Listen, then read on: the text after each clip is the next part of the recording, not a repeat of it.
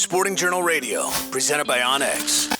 All right, well, it's that time of year. People are thinking about fishing, but it's never too early to start thinking about fall a little bit. And maybe you're planning food plots, you're starting your land management projects. Maybe you've already been on them for quite a while. But trail cameras have become more and more a part of that process. And I've never been one to set them out too early in the year.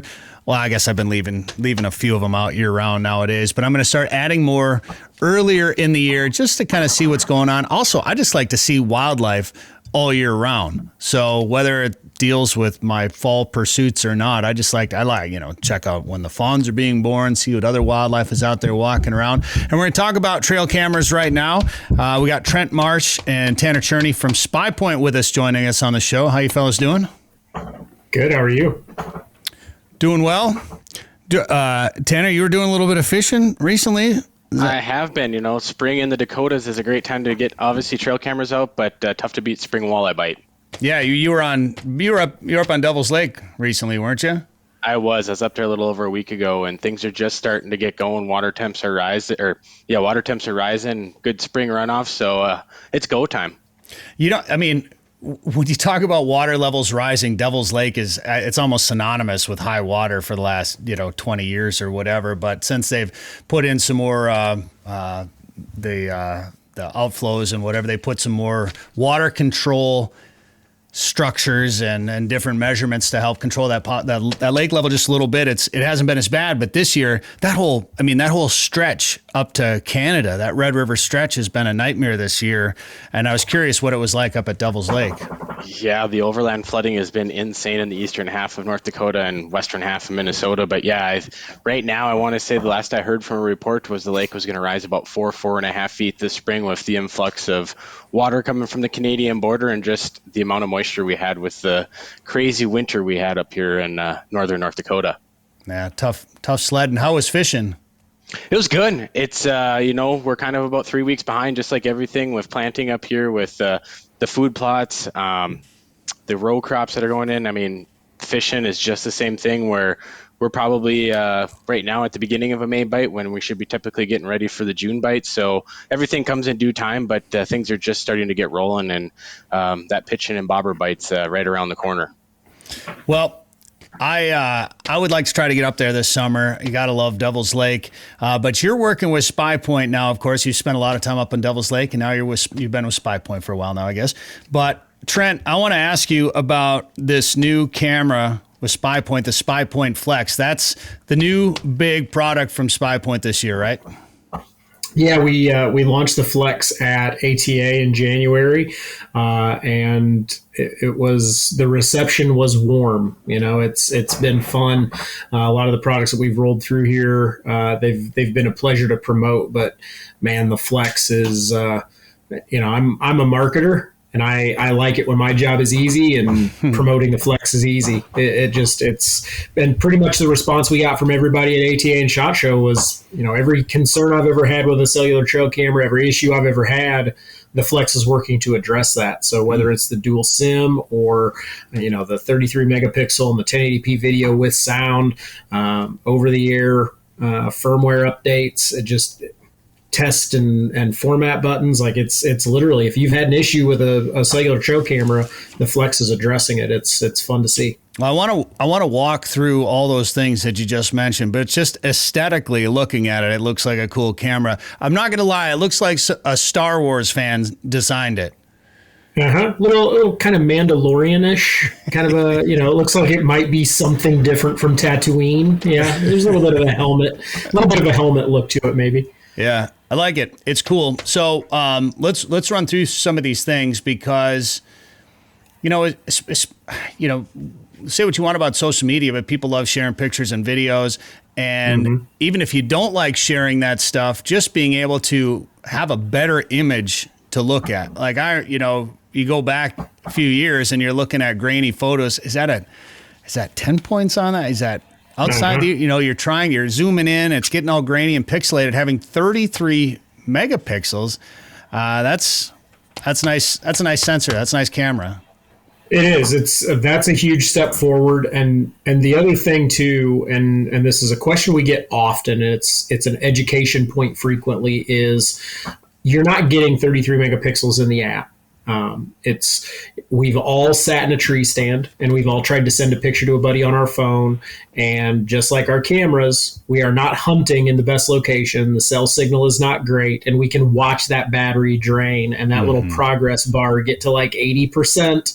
And then message failed, try sending us text message, right? So now imagine doing that for a 200 photo batch.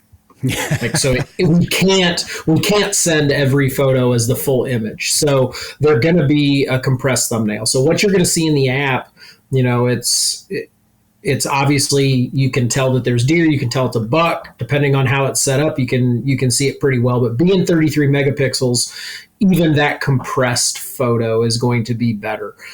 So not only whether it's the high res version that you request or when you pull the card, but even what shows up in the app, you're going to see a lot of improvement there in what that photo looks like. So it's sending a lower resolution image to the app, but you can request a high quality image to be sent? Yep, you can do, all of our Insider Club members get 50 full free HD downloads with their membership a year, but you can also purchase packages. So 50 full HD downloads for just $5. And then when you get that picture, and I don't know how it works, that the big deer are able to identify the camera.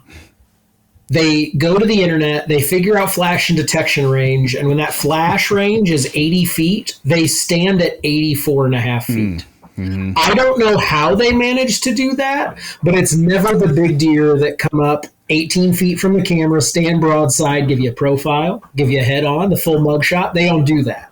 So yeah, when you see something in the photo and it's just outside of the flash range or whatever the case may be, you can request that full HD download, and then that will replace the low res thumbnail in your gallery to be able to see that image a little bit better. Well, I don't know how they know that, but that's why they got that big. It's not accidental. It is not accidental. In HD video, obviously in the world that I live in, where I work with video so much and I'm making TV shows, I love having HD video coming from my trail camera because I'm working trail camera video and photos into TV shows all the time. So that's kind of nice. 1080p and the sound, and having the sound too, because being some of the sounds that you hear, when it's just from a trail camera, you're out in the middle of nowhere. It's not sounds you hear anywhere else, but maybe the Discovery Channel or exactly Animal Planet or something. Yep, and we are going to be transmitting those videos now as well. So we've always transmitted the photos, but now you're actually going to be able to receive similar to what you're doing with the full HD photos. You're going to be able to get those videos as well right into the app. And in the past, you've had to have different cameras for different cell carriers, different companies, but this will work with whoever.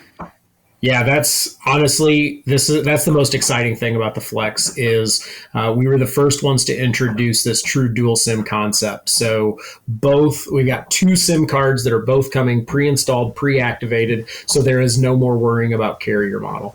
You're going to turn it on and it's going to check the first card. And if it finds usable signal, great, it'll connect to that and it'll go down the road. If not, it'll roll over to that other card. It'll find a signal there. So if there is a usable signal, it's going to find it.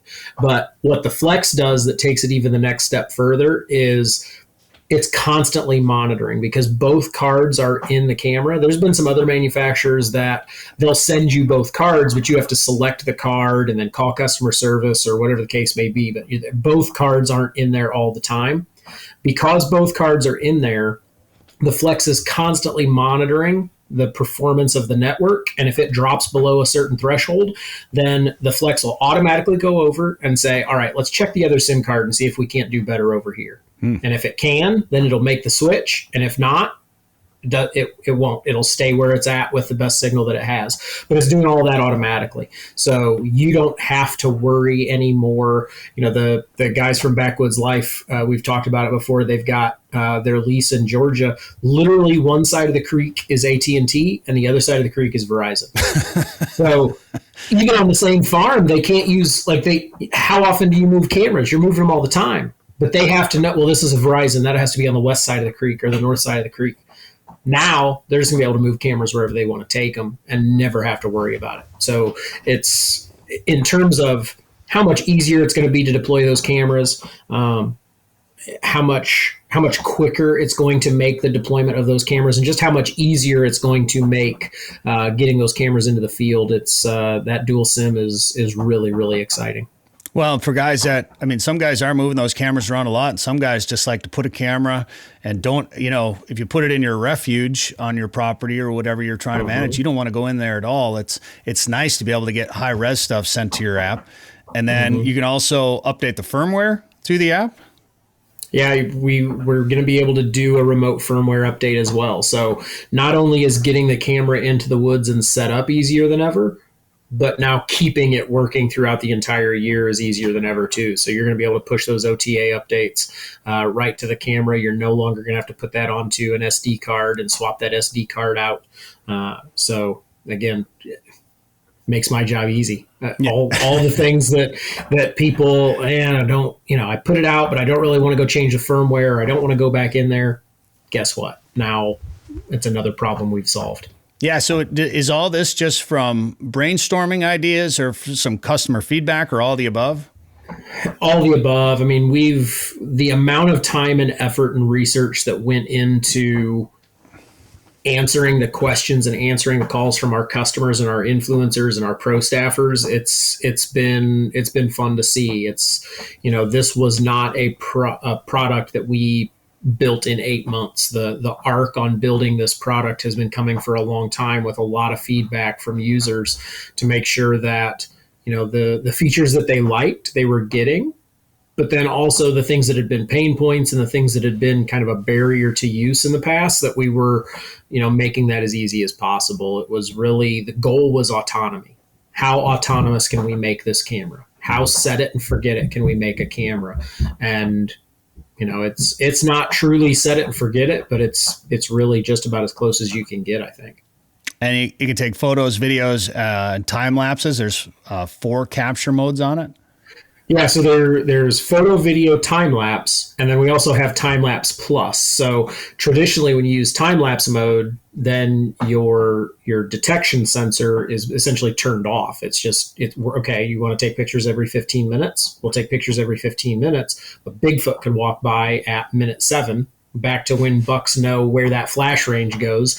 They somehow know not to stand there at the scheduled time when that photo is going to be taken. So in Time Lapse Plus, you've got your time lapse times, but also your trigger is staying active as well. So anything any detection that would trigger the camera, you're going to get those in line as well. Interesting. So, that's kind of the best of both worlds then at that point. Mm-hmm. What can you do to make this thing better? What's going to be next? I'm thinking if it could start printing money, integral scent elimination. There's probably something we could do, but like I said, it was one of those things where standing there at ATA and walking people through and watching Tanner walk people through, they just kind of stood there and looked at you and said, well, cool.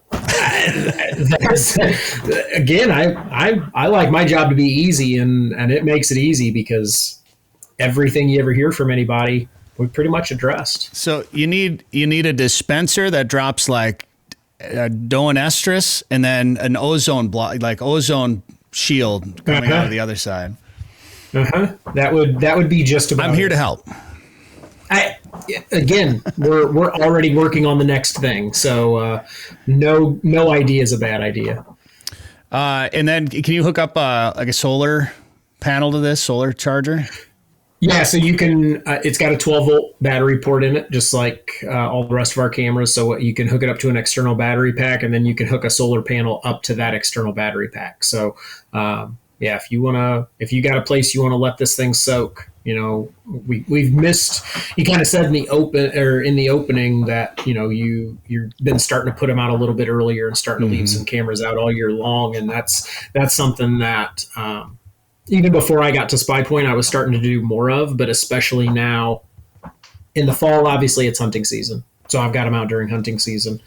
But then I've gotten into trapping the last few years, so monitoring those predator appearances on cameras, especially in the late season, doing a lot of that. And by then I'm like, well, okay, now I'm going to leave them out because I don't want to go traipsing around looking for sheds until they actually start dropping. So I'm leaving them out watching for sheds. And then that kind of becomes my camera maintenance window, is from the end of shed season to turkey season, or when the fawns start dropping. Because then I want those cameras back out there to either be watching for those birds, or I want to start watching fawn recruitment. I want to start watching for the does that maybe she has triplets or twins, but then she loses one or two of those fawns. Again, goes back to monitoring the predators and where am I going to run traps this year and all that kind of thing. And then by the time fawns are through, now the bucks are putting enough growth on that I want my cameras back out there. So there's really about a 3 to 6 week window where I'm bringing all my cameras in. I'm running my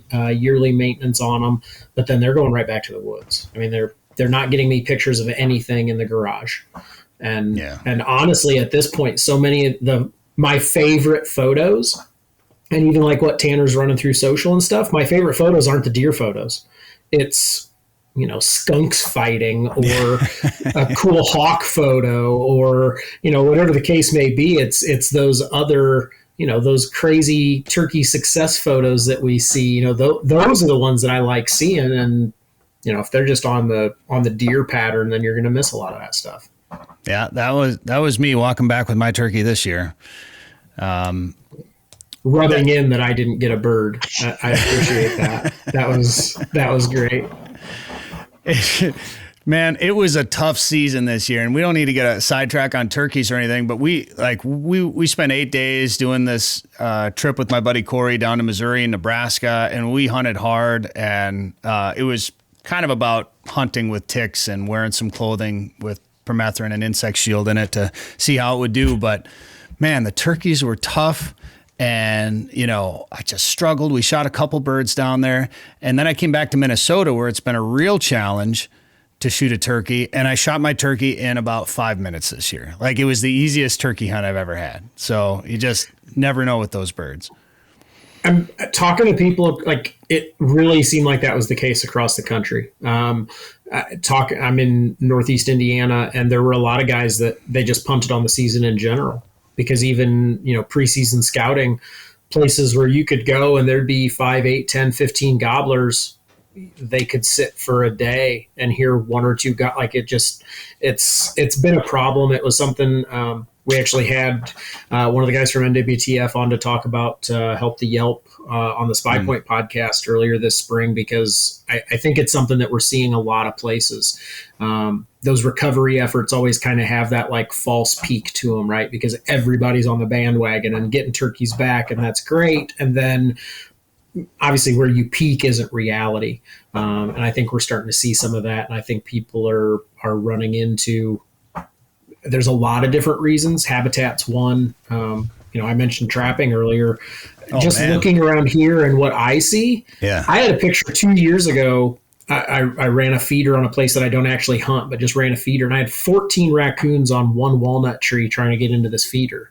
Man, that's just on its face. That's not sustainable for turkey populations. And you look at the price of fuel coupled with the price of fur, and nobody's growing up, nobody's trapping. And then the other one that it just kind of dawned on, like, growing up, Northeast Indiana, there was always like half the farmers had hounds and ran coons. Well, we're seeing these big properties get broken up into smaller. You can't run coon dogs anymore. You're going to cross 15 people's property trying to chase one raccoon through a swamp. So it's kind of been very slowly and now all at once. Some of these controls that were in place, even before we really had a huntable population in northern Indiana, the raccoons were more in check. The possum, there was more control happening. And now we're trying to maintain that healthy population of huntable turkeys, but you've got a predator population that's exploding. You've got CRP contracts that are coming to an end. You've got more acres than ever getting plowed into beans and corn, and that's great. But we talk about habitat and the habitat that those birds need to really be successful. And there's no one thing that's stacking up against them. It's a bunch of stuff that's at 50 or 75% of what we would really like it to be for the sustainability of the animal. And it's a little, just at least here locally, it's a little troublesome how much we've seen the decline in just the last few years. Well, I heard from people in Nebraska that said the numbers are down. I heard from people in Missouri that said the numbers are down. I've been saying it for the last couple of years where I'm at in western Minnesota, numbers are down. And I think you're right. It's a combination of a few things. Somebody brought up a theory about the type of fertilizer that's being used, and it, maybe turkey fertilizer is being used, and maybe turkeys are getting into it, and something is, kind of messing them up disease-wise. But the other thing that I heard, and it's something that you alluded to, is when turkeys are introduced into an area, I think they explode and they do really well. And I know some of the areas where they were introduced fairly recently, there's turkeys everywhere, but then it's almost like they shrink down to what the carrying capacity of that habitat is. And as more and more habitat disappears, that's going to get smaller and smaller. So it's almost like they go up and they peak, and then they kind of go back and settle into where they were at. And hopefully they don't disappear like they did way back when. And when we were down there in Nebraska, there were raccoons everywhere, all over the place. And everybody, I don't think anybody's trapping them except Sam Solholt. I think he's the only guy that's got those traps out there, which we're going to go get some of those, the dog safe traps or whatever. Dog-proofs, yeah. Dog-proof traps. So easy, yeah. We got a bunch here. In fact, I had found a blue-winged teal nest in my yard a week ago or whatever it was, week and a half ago, and put a camera on it, got a little bit of footage of her sitting on the nest in the tall grass. It was pretty neat. And then 2 days later, I went back out. I was going to put a camera on her again, and the nest was destroyed, and there was broken eggs all over. And that night, we had raccoons and coyotes in the yard making a racket in the middle of the night. So there's going to be some predator control happening here soon. It's been something that, like I said, the last couple of years I've gotten a lot more, because there's never as much time to hunt as I would like anyway. So trying to do things and just stay involved and do something different. So been picking up the traps here the last couple of years, and had quite a bit of luck on raccoons, and got into coyotes a couple times last year. And not even if fur's not worth anything, the impact that it has on one property. It's an 80-acre property. I sat it 5 of 7 days in early November. I saw a coyote every sit. Jeez. On 80 acres.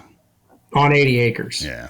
That just, whether it's deer, whether it's turkeys, it doesn't matter what you're talking about. When you've got predators that regular, it's time to do something about it. So took a 34-pound female off that on my last check day in Indiana this year. That's a healthy coyote. So taking that female out right at the end of March there as breeding season is kind of in full swing. I'd have happily taken 3 or 4 more off, but knowing that one means probably 4, 5, 6, or 7 taken out, I am perfectly content with that. Absolutely. And obviously weather can still be the number one factor when it comes to determining population levels. Habitat, you coordinate that with habitat, of course, so animals can withstand that weather. But we've had some pretty major storms. And Tanner, where are you living these days, Tanner? In Bismarck. Oh, you're out in Bismarck. All right. So this week we had more tornadoes rip through here, western Minnesota. We had one miss us, 6-7 miles away, something like that. It was pretty close. We were fortunate. We just lost a couple shingles. But a couple of weeks ago in that last storm, tornado ripped through. The tornado literally hit the farm a half mile south of us. And then either it just must have picked up and gone over us or gone right around us. We lost a couple of big trees and a bunch of shingles. But I'm sure, and with all the high water that we're getting in a lot of places, there's nests, whether it's waterfowl or turkeys or whatever, there's nests getting wiped out everywhere. And Corey Loeffler sent me a graphic from, it was a radar image of the storm over Nebraska the other day. And it was just this big giant red blob over western Nebraska. And it said that they found 6-inch diameter hail in that storm. I think it was Reed Timmer posted something. And he said it was the second largest hailstone he'd ever seen, like 6 inches or something like that. That's wiping out a lot of critters, man. That's definitely not having a good effect on that. Did you get any of that weather out there in Bismarck? We've had our fair share of rain. We probably have got 7 inches in the last month and a half, which is about 6.5 more inches than we had the last 2 years. But Jeez. Fingers crossed we haven't had any of the nasty storms, hail, high winds, any of that stuff. Just our fair share of precip, which is kind of a blessing in disguise because last year we had such a bad EHD run with the drought over here that hopefully that's made its course, ran through, and we can start building back up with our populations. Well, and of course, a lot of our ducks come from your neck of the woods over there too. So some good nesting habitat and some water is good for us. Absolutely. So flooding out the nest a little bit. So what's the craziest trail camera picture somebody sent in to you? Oh, I would have to say, honestly, the one I got about 3 weeks ago, a guy had his trail cam set up in the forest, and squirrel happened to trigger the camera, actually. And in the background, there was a doe giving birth, and she ended up giving live birth to 2 fawns that got caught on camera, which in the last year, since I've been getting a lot of the social media stuff, I mean, there's been a lot of crazy cool stuff between coyotes and bobcats and wolves being caught on camera, but that I would have to say is one of the coolest, most interesting just sequence of photos that I've encountered so far. I'm sure Trent's probably seen a lot of other ones, but that definitely was one of the highlights. So these are still photos from this event? They are still photos. I shared it probably about two weeks ago. All right, so it's on the Spypoint, okay, on Instagram, Facebook. Maybe Dan. Both. Yep. Dan will maybe try to dig it up here. So it's an image. It's a series of images. A squirrel triggered the camera, and then there was a doe giving birth in the background. Yes. Yep. Yeah, a squirrel just happened to come by, trigger the camera, and you could see the doe kind of bedded up in the background just a little ways. And then, all of a sudden, little fawn comes out, and then not too far after it, the second fawn comes out that way, and lo and behold, there's twins that just appeared. So it was just a stroke of luck that squirrel had triggered it to begin with to even capture the beginning of that sequence. That's pretty cool. Did you say that was from this year? It was actually just from, I want to say within the last 3-4 weeks is when it actually was captured. All right. That's awesome. Has that been one of the most well-received pictures on that you've had on your social media? It has been, but yet there's times where you think okay, this photo is going to blow up because this it's interesting to see how we have our own personal, what we think is really cool and neat, but yet our 100 and some thousand other audiences totally don't agree, or something I think is that's just a typical whatever, and all of a sudden, boom, that one blows up. So there's been a lot of different ones that have gone quote unquote viral. In the last 6 months, that's probably been the biggest one that's gone out there. I'm trying to think. We had a couple this last spring that were pretty high performers, but it's just there's such a wide variety of content that comes across my email on a daily basis, and some of the ones I'm really it's never what you think it's going to be, though. It's never the one you think it's going to be. That's social media in general, I feel like. I don't know how many times we've spent hours creating a video and put it out there oh, this is the best video we've ever made, and it does okay, and then I'll take a picture of my dog pooping or something, and it's 1,000 likes. The one I was thinking of actually was just not too long ago. We have cameras at Spypoint over in Europe, and there was a fox pup that had been caught on a Force Pro, and we shared that video, which kind of went, 13-some thousand people saw it on Instagram, and I forget how many on Facebook, but it was just one of those feel good, cute little fox pup. And so there's so many different things. It's hard to keep track of a lot of them when you think about the amount of content we're trying to put out there on a daily basis just to keep people engaged, but also entertained and throw some great stuff their way. How often do you guys get something sent in? You're I don't think I can put this out there. Probably more often than you think. Oh boy. Yeah. Yeah. Well, and the biggest thing is we try to always make sure anything we're posting out there is a high quality HD. So we get a lot of stuff sent in that may not be the HD requested version. So it might be a good photo, but until we actually have that high resolution one, we don't really want to push any of that out there just for picture quality purposes. So that's always kind of one of the biggest hindrances at first. You got to tell me something that you've gotten that you can't put out there on social media, something that's been sent in that you're like, ooh. There's plenty of, let's just say people wandering through the woods that may not have clothes on. I knew there was going to be nudity. I knew there was going to be nudity. Is it all men? Is there at least some female in there? I bet it's all, for some reason. It's pretty much men. I knew it. I knew that was going to be the answer. Wow. The other thing I thought of, Brett, that we did have that was kind of a unique share, and a guy totally staged his proposal for an engagement with the Link Micro. Set that up on the shoreline of this bank and had it capture the whole proposal process. So, I mean, these cameras are starting to get used for a lot of wide variety of things that just aren't necessarily buck photos or wildlife viewing, and it's cool to see.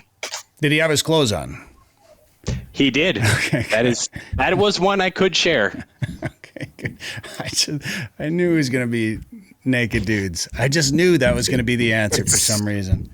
Lowest common denominator. Yeah. You just always bring it back. I had one a couple of years ago that was a Florida panther that it was in full pursuit of a big Florida doe.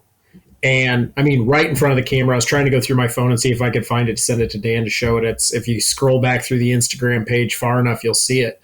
But it was one of those that I'm like, this is like it was legit incredible. And I spent like 2 days making sure that it was actually this guy's photo. Cause that's the other thing is, if you're using user generated content, you always want to make sure you're actually talking to the person that owns the photo. Yeah. And posted it. And I'm like, oh, this is going to blow up. And it was just like another post. I'm like, this is like National Geographic, like she's dinner now. She did not get out of this situation. And it ended up being more of a pain in my butt than anything because, well, who gave you that photo? Because my cousin Eddie down in Dubuque is the one that actually that's an Iowa deer. Like it was a week of a bunch of people saying, no, this isn't his photo. It's this photo. And I'm like, this is just, yeah. Social media. Dealing with social media. I'm glad Tanner is here now, and Tanner has gracefully taken on that mantle of social media manager for Spypoint, and I can just smile and nod at all the wonderful things that he's doing. Let's just say no 2 days are ever the same in social media. That is a fact. Do you got some cool? Oh, there it is right there. Aw. Did she say no? Because that would have been...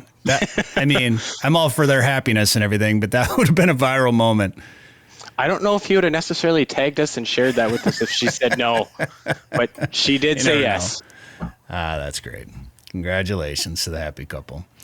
That's pretty cool. Anything else new with Spypoint that we should be aware of, or any announcements or anything coming up in the future we should keep an eye on? There are, and people should just stay tuned. Oh, that's a teaser for you. We set it at ATA and it hasn't changed. We set it at SHOT Show and it hasn't changed. We're not done talking about the Flex yet. But there's some other stuff coming too that people just need to go ahead and stay tuned into Spypoint. We're easy to find. Go to any social media, type in Spypoint, you'll find us. We're on Facebook, we're on Instagram, we're on Twitter.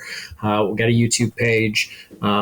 We're turning out as much content as just about anybody. We're doing blogs. We've got a podcast. We've got a couple video series. But stay tuned to social media for all of the announcements because I know Tanner has been busy filling in that calendar here for the next 3, 4, 6, 8 weeks of all the details that are coming because there is a lot more in the works from Spypoint. Flex was not the end; it was the beginning. We have absolutely no interest in sitting back and letting anybody catch up. We're still bringing more new stuff, so be sure to stay tuned. Why should people join the Insiders Club? Why shouldn't they? There's a lot of really great benefits there. obviously first and foremost, running cell cameras, getting your photos is the most important thing. We do offer that free photo transmission plan, which a lot of people stay away from cell cams because I think they can't afford the transmission plans, but we're offering 100 free photos every month. You can buy a Spypoint camera and never spend $1 on a photo transmission plan. So that's great. You're going to get that 100 photos. But if you're an Insider Club member, you're going to get automatically upgraded to that basic plan. So you're not getting 100 free every month. You're getting 250 free. So depending on where your camera's placed, that might even be all you need. So you got that going for you. Our buck tracker filters, we were the ones that pioneered that AI filtering technology to be able to just tap a button and say, I just want to see pictures with antlers in them. We were the first ones to do that. But now we've also got hog, we've got doe, we've got turkey, we've got bear, we've got moose, we've got human activity. So you unlock all the rest of those filters. You extend your photo look back from 30 days to a year. So you've got a full year of your photo history available to you there. All kinds of exclusive giveaways for insiders. I don't know if anybody was paying attention. We gave away a prize pack worth like $75,000 here this last year, a brand new Toyota pickup truck, a Hunt for Two in Texas, Rogue Ridge e-bike, a bow package, and that was just for being a member of the Insiders Club on the Hunting Rig Road Trip. We're giving away prizes every month. Sometimes they're Spypoint prizes, but we've given away grills from Camp Chef. We've given away Deemer box speakers. We've given away just all kinds of really cool prizes.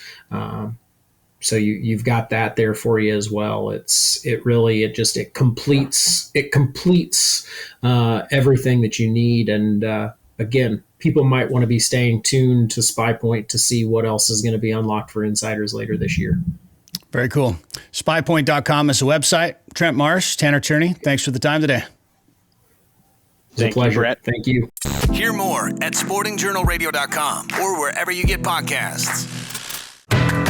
Devil's Lake is legendary, and this summer has been legendary for walleyes. Don't miss out. Call Haybale Heights Campground and Resort today to book one of their modern cabins on East Bay. The cabins are furnished with a full bathroom, kitchen, and all the amenities like high-speed internet and are clean following CDC guidelines. Staying at Haybale Heights gives you full access to a private boat launch, fish cleaning station, and beach area. Learn more at haybaleheights.com. That's haybaleheights.com. Plan your trip to legendary Devil's Lake today.